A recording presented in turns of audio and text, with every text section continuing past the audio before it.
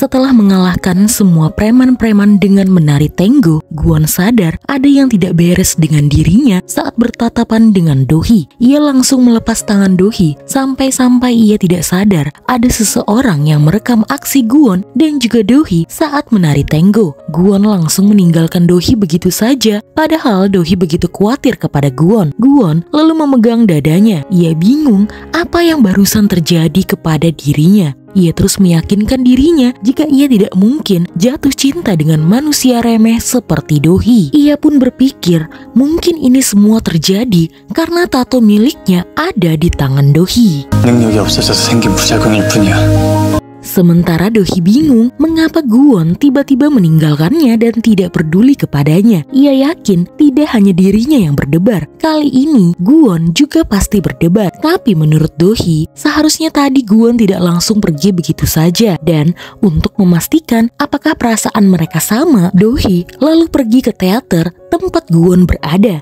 Do-hee sebenarnya tidak percaya dengan dirinya sendiri. Ini yang kesekian kalinya Do-hee terlihat mengejar cintanya kepada Gwon. Jadi agar tidak terlalu kentara, Do-hee pun berniat untuk menanyakan siapa preman-preman tadi. Tapi saat di teater, ia malah bertemu dengan Jin Ga-young dan hampir saja kedua wanita yang memperebutkan cinta iblis tampan itu saling menyerang satu sama lain. 스타를 못 알아보다니. 스타는 그쪽이 아니라 난가 보지. Setelah mengalahkan Jin Ga-young dengan satu kalimat, jika Do-hee datang ke teater ini karena memiliki hubungan khusus dengan bos Ga-young, Do-hee lalu masuk ke dalam kantornya Gwon. Di sana, ia melihat jam dinding yang sangat banyak, di mana jam-jam itu adalah kontrak-kontrak manusia yang tidak Do-hee ketahui. Lalu, Do-hee melihat sebuah buku yang membuatnya tertarik. Namun sayang, saat ingin mengambil buku yang berada di atas rak itu, Gwon pun langsung datang dan berkata jika menyentuh barang milik orang lain itu tidak sopan. Di sana Do-hee melihat kalung salib yang bertengger di lehernya Gwon. Do-hee pun bingung karena Gwon adalah seorang iblis. Tapi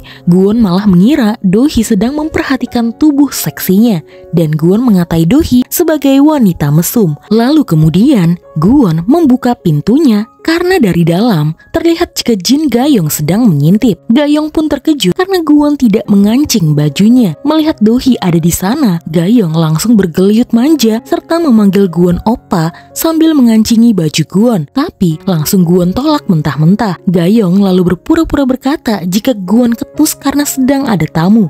Jika mereka berdua saja, Gwon suka bermanja-manja dengannya. 단둘이 있을 땐 안 그러면서 꼭 다른 사람들 앞. 귀여워.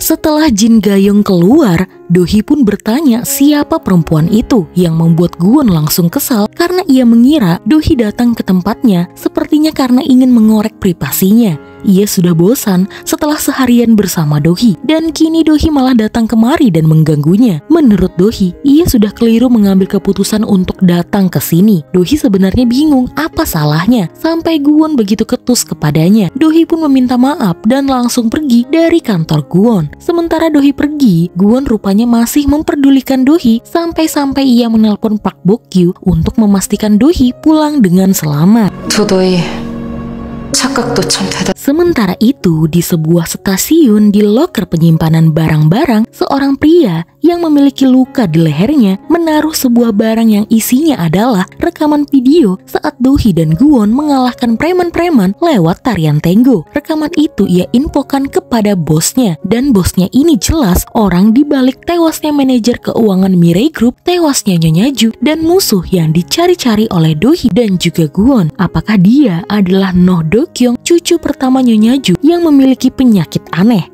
Atau ayahnya Noh Do-kyung, Noh Suk-min yang sangat berambisi untuk menjadi komisaris utama Mirai Group, di mana pada saat ini ia masih berupaya untuk mendapatkan suara-suara dari pemegang saham Mirai untuk menunjuknya sebagai komisaris utama dan menggeser posisi Do-hee. Para pimpinan itu sebenarnya tidak berani memihak Noh Suk-min mengingat wasiat Nyonya Ju, tapi karena Suk-min mengancam mereka karena sebenarnya para pimpinan itu banyak yang korupsi, terpaksa mereka menuruti apapun yang Suk-min inginkan. 내가 아니라 여러분들의 욕심, 힘없는 것들이 살아남는 방법은 딱 하나. Saat Noh Suk-min pulang ke rumah, ia bertemu dengan putranya. Ia curiga dengan putranya itu karena ada noda darah di bajunya. Tanpa Suk-min ketahui, ternyata putranya itu baru saja menyerang dokter psikiaternya yang menganggap cucu Nyonya Ju itu tidak waras alias gila. Sementara istrinya, ia sedang mendengarkan lagu-lagu lewat earphone-nya yang mengingatkannya kepada kematian mertuanya alias Nyonya Ju. Apakah istri Noh Suk-min, Kim Se-ra, juga turut andil dengan kematian Nyonya Ju? Pembunuh itu pun akhirnya mendapatkan rekaman video yang dikirim oleh anak buahnya lewat loker di stasiun. Namun sayang, saat ia ingin memutar videonya, ternyata video itu rusak. Ia pun langsung menghubungi kaki tangannya itu lewat chat yang menurut mereka video itu rusak. Pasti karena laki-laki bernama Guwon. Mereka berdua pun memutuskan untuk menyerang Do-hee saat Guwon tidak ada bersamanya. 그렇게 여러 명이 덤벼도 안 되잖아요. Keesokan harinya, seperti biasa, Guwon menjadi pengawal dan mengantar Do-hee bekerja. Di sana Do-hee bersikap seperti biasa dan tidak memperdulikan Guwon. Ia bersikap acuh tak acuh meskipun hatinya sakit. Guwon yang merasa Do-hee dari tadi diam saja merasa tidak nyaman. Ia berpura-pura membaca koran yang terbalik, tapi matanya terus melihat Do-hee bekerja. Ia sampai membuat keributan kecil kepada Nona Choi yang dari tadi cerewet agar mendapatkan perhatian dari Do-hee. Namun, Do-hee tidak bergeming dan fokus bekerja. Sampai kemudian, Guwon jadi malas bekerja dan memilih menyeruput kopi bersama Pak Lee. Guwon pun tidak mau pergi saat sekretaris Shin menginfokan kepada Guwon jika Do-hee mau keluar. Karena Guwon tidak kelihatan, Do-hee pun memutuskan untuk pergi sendiri. Tanpa ia ketahui, seorang pria yang memakai helm tiba-tiba masuk ke dalam kantor dan mendekati Do-hee. Untung saja, sekretaris Shin dengan sigap langsung memukul pria tersebut yang tak lain adalah Park Bok-gyu. 집사님, 괜찮아? Ternyata kedatangan Park Bok-gyu ke sana karena ingin melihat keadaan bosnya yang dari tadi malam terlihat murung. Namun, hal tersebut malah membuat masalah. Sekretaris Shin dan Do-hee pun meminta maaf atas insiden yang baru saja terjadi dan mereka bersedia membayar biaya kompensasinya. Sementara mereka berempat berbincang, sebenarnya kaki tangan pembunuh itu memang berada di dalam kantornya Do-hee dan mengamati mereka dari kejauhan. 어디서 하죠? 아, 예. Pada hari itu, Do-hee pergi ke grup Mirai Pusat karena tiba-tiba mereka mengadakan rapat untuk menunjuk Noh Suk-min sebagai komisaris sementara. Dan tentu saja disetujui oleh semua orang yang ada di sana, kecuali Do-hee dan juga Ju Sok-hun. Noh Su-an pun mengolok-ngolok Do-hee karena memang menurutnya Do-hee tidak pantas untuk menjadi komisaris utama. Ia bersedia memberikan segalanya daripada harus melihat Do-hee memimpin perusahaan yang didirikan oleh ibunya. Meski tidak segamplang adiknya, Noh Suk-min pun menganggap dirinya lah yang lebih pantas memimpin Mirai Group ketimbang Do-hee. Ia mengejek-ngejek Do-hee agar cepat-cepat mencari pasangan dan segera menikah. Itu pun jika ada pria yang mau menikahi Do-hee. 결혼식 잡히면 청첩장 보내라. Saat mau pulang, rupanya Sok-hun bertemu dengan Guwon. Ia menyempatkan diri untuk berterima kasih kepada Guwon karena sudah menyelamatkan dan menjaga Do-hee-nya. Kata-kata itu terngiang-ngiang di kepala Guwon.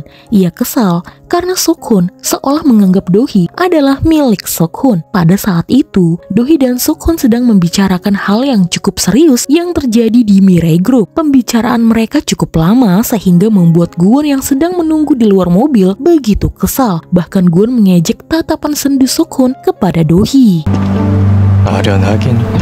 Setelah itu, Do-hee pergi ke kantor polisi untuk melihat perkembangan kasusnya, di mana pada saat ini polisi masih belum mengetahui siapa tersangkanya dan mereka tidak pernah melihat wajah yang sudah mereka sketsakan karena tidak ada datanya di bagian residivis. Hal ini membuat Do-hee berpikir bagaimana jika dirinya menjadi umpan agar pelaku menampakkan dirinya. Namun hal tersebut justru berbahaya dan menurut Guwon, Do-hee terlalu nekat. Sebenarnya Do-hee melakukan ini karena ia sedang putus asa dan ia memiliki Guwon sebagai pengawal yang hebat yang akan menjaga dirinya. Pujiannya memang kecil namun mengena di hati Guwon.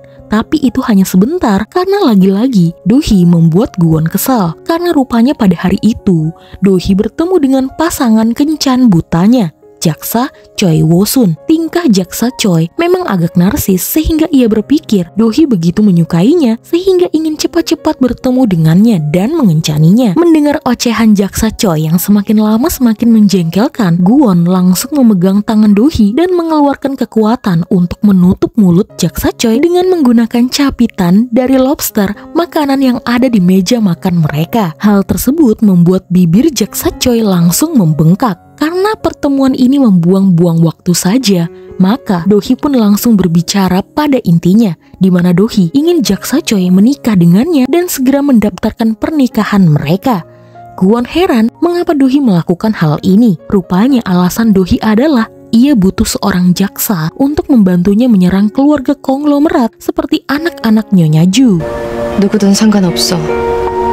Gwon sebenarnya tidak ingin ikut campur, tapi ia kesal dengan raut wajah Do-hee.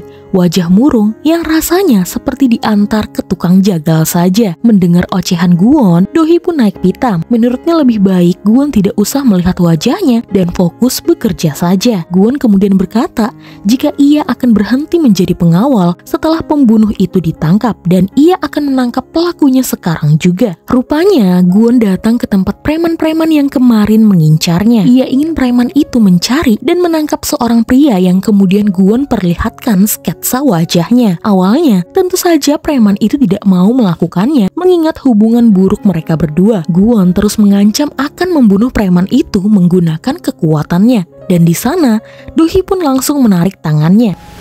이르는 싫어. 방해하지 말고 Do-hee bingung mengapa Gwon jadi tidak terkendali dan semarah ini. Lalu Gwon berteriak jika ini semua karena Do-hee. Do-hee lah masalahnya.